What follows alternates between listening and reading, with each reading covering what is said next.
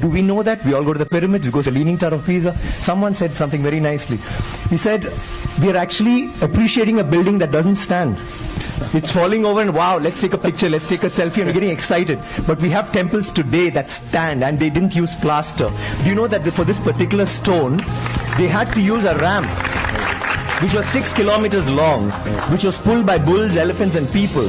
6 kilometers long to get it up there, without any machinery, without any cranes, without anything. And they didn't have plaster. It's withstood 6 earthquakes. You know what happens when an earthquake comes? Without plaster. What they have done is they have an outer wall, then inside that they have a corridor of 6 feet, which is an open, just a corridor, and then they have another structure inside which goes all the way to the top, which is why they can withstand earthquakes, which is why they stood so long.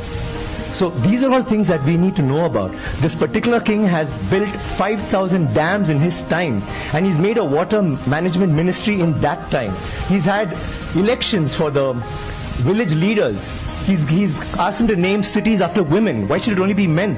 Why can't it be named after queen? And they've had hospitals, free hospitals, and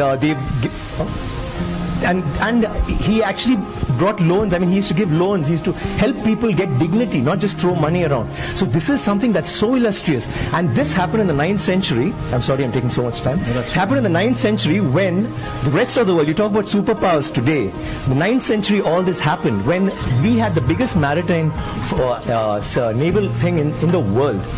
And it went all the way to Bali, all the way to Malaysia, and went till we sent emissaries to China.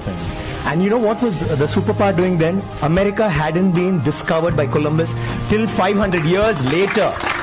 So think about our culture, think about how advanced we were. We need to be proud of this. It's nothing to do with North India, South India, West India, East India. It is, we are Indians, and we need to feel proud about that.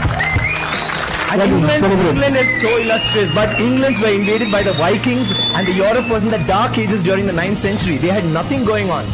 So don't you think we should celebrate history? Absolutely. Thank you. Thank you. Manisha, need water, please.